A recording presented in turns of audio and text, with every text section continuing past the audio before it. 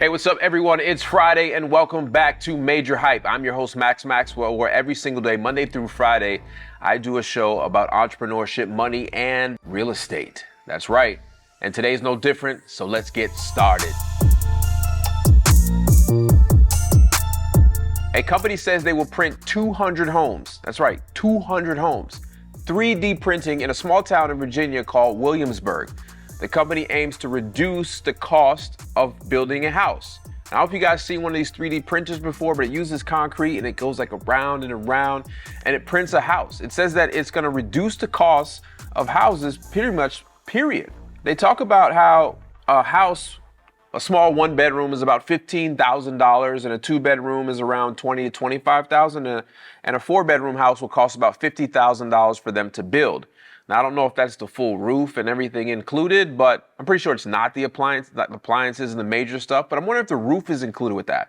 But if they can do that, that's pretty cheap. 3D printing has become more and more of a real thing, especially when it comes to 3D printing houses. I've seen one in person while I was in Africa, in Ghana, and that was pretty cool. But to see it actually come to America and be used in somewhere like a small town in Virginia would be pretty interesting.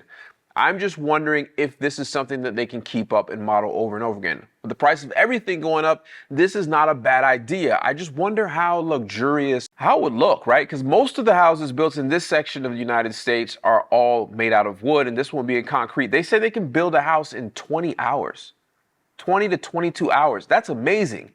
So let's see if this project actually goes somewhere. I'm going to follow up with these, and maybe one day I can actually drive out there, go out there, fly my plane out there, and see one of these projects in person to bring you guys a real live 3D printed concrete house. I hate to bring you this bad news, but another round of layoffs are coming. The company Coinbase, which everybody knows because most people have their cryptos on there and stuff like that, are laying off around 18% of its workforce.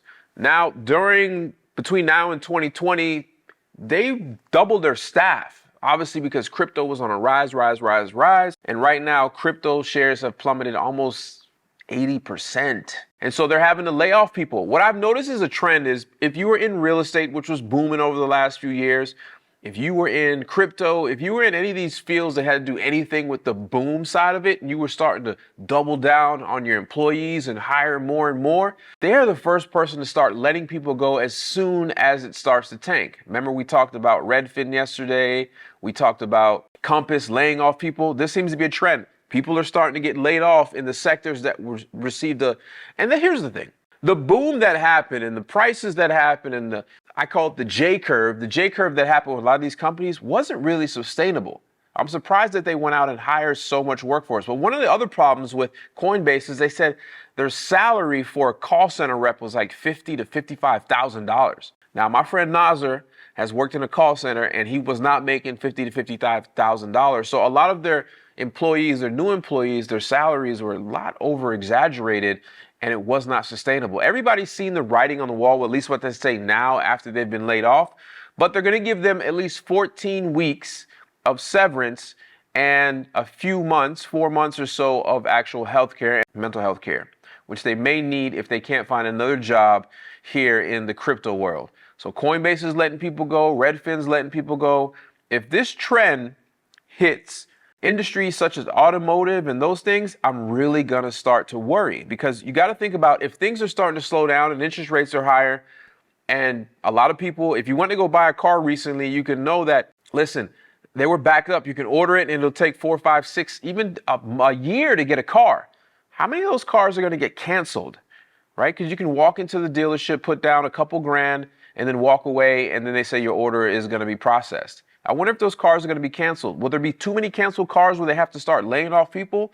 Or will the demand for cars really not be affected that much? We'll see, but layoffs are coming and I'm going to keep my eye on it so I can bring it to you guys. New construction homes have fell 14% in May. Now that has to do with a lot, but really this is the most amount of homes being built since the 1970s. Now, you're probably thinking, okay, that's great, but it's mainly due to the homes haven't been completed yet because it's hard for builders to get their hands on material. And with the high prices of material and with the low and slow logistical issues we've been having, it's been hard to actually get these homes completed. So these houses have started to slow down. I mean, they measure this by the amount of new build permits that they get in the entire country. And so it's slowed down 14%. This could be a bad thing for people that are renters and somebody that's actually trying to buy a house, because now less inventory is going to be hitting the market. It's not really good. So prices of homes are not going to slow down as fast and go low as fast as we think, or some people are saying. So this is going to be a bad thing. If less homes are being completed because inventory shortage, or less homes are being completed because builders are saying, listen, mortgage rates are too high and the affordability for most people went down, you got to think, the median home price climbed 15% to $430,000. That's the median home price right now. That's crazy. If these homes come offline or don't get completed in a timely manner, that means that home prices may stick around for a little bit. The days on market are obviously going to increase because it's less people qualified to go out and buy a $430,000 house. But the 14% in May is a telltale sign. The writing is on the wall. I just hope that the logistical issues can be fixed so that we can move on. I don't really think this is going to affect people who are building homes for rent. But if you're building something for sale, it's slowing you down and you're really cautious because interest rates are high and the affordabilities of homes are getting even lower. A few weeks ago, I put a post on my Instagram about Atlanta's short-term rental strategy. They're going to knock off about 2,000 or so rentals off of the property, short-term rentals, Airbnb as most of us know it, because they're putting a new city ordinance that was supposed to go into effect June, but they moved it to September. This ordinance is pretty stiff. It says you must be a resident of Atlanta. So you no longer can be outside of Atlanta or somebody that lives even in other part of Georgia and have a Airbnb or a short-term rental. And then if you do qualify, you must pay a $150 annual fee just to have one per an actual unit, and you can only have 2 of them, and you must pay an 8% rental tax. Now, here's some of the rules. You must be a resident of Atlanta. You only can have 2 short-term rentals. One of them must be your primary residence, and the other one you can qualify whether it's another property or whatever it is, but you can only have 2. That's going to knock about 2,000 Airbnbs off of the market. Now, if you qualify and you're in this realm, Yahoo for you, because your prices are going to go up. Inventory is going to come offline when it comes to short-term rentals. Hotels will start to see a bump, and you can start creeping up your daily price because it's going to be less competition. Atlanta has seen about 37% decrease of available long-term rentals since 2019. So that means a 37% decrease in the amount of regular rental properties have been removed from Atlanta. And they're blaming most of that on short-term rentals and other things. I think one of the things is 33% of all homes that were bought in Atlanta during January went to corporate buyers. So, I mean, I don't know, maybe they're turning them into short-term, long-term, but they're saying, listen, 37% is a big number, which means rents inside of Atlanta must be absolutely insane, because the average rental price now in America is over $2,000 a month. That's a lot of money. With most Americans making over $35,000, paying $24,000 of rent is not reasonable. So hopefully this cools off, but I don't know. And if you own an Airbnb and you qualify under these new standards that are going to go into play in September, you may be able to bump up your price and make a little bit more money because there's going to be less Airbnb and short-term rentals available for everyone. Keeping the story in Atlanta, Wells Fargo feels a little guilty and decides they want to donate some money. They got about $5.7 million and they're working with the city of Atlanta to give out loans to small businesses. Now, these businesses can have anywhere between fewer than 500 actual employees. I think that's quite a bit. I think if you have 200, 300, 400 employees, you probably don't need this loan. But the loan prices and the loan amounts are going to be between $25,000 and $100,000 with no more than a 3% interest rate.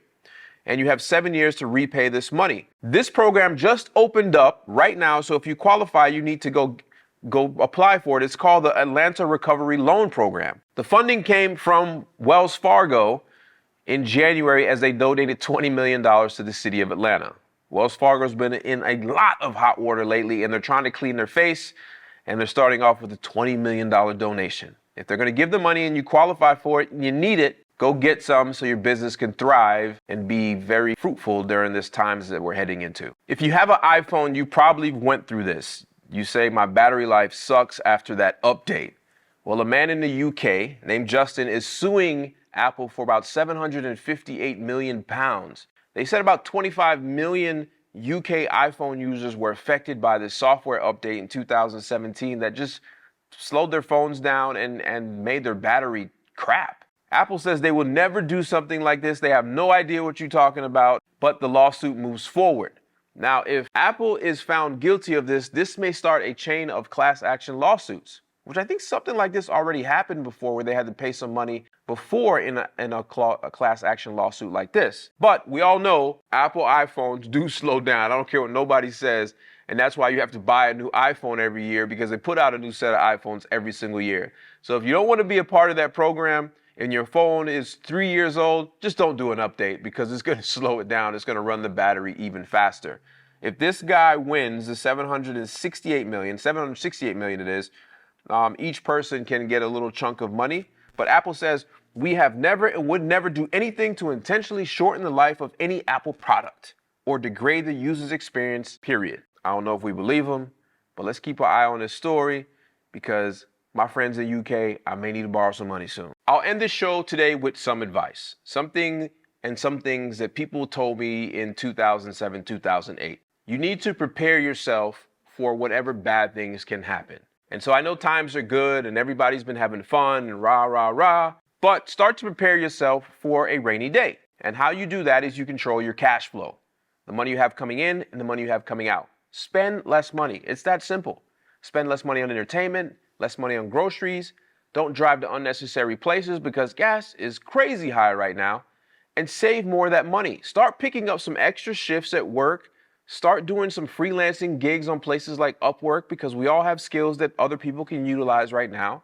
And if you do those things, you're going to increase your monthly cash flow and spend less. Now, you don't have to take my advice, but if you do and nothing happens at all, the worst case scenario is you're going to see that you can live on a little bit less than you've been doing right now. It's not a bad thing. And I pray that nothing goes wrong or everything lands softly.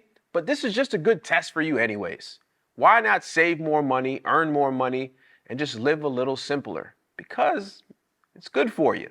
It tests your resilience. It allows you to see where you can truly live at. And living below your means is the true way to be able to save more money and invest that money in the first place. So maybe you find an extra $500 that you don't need that you can invest later if things go well.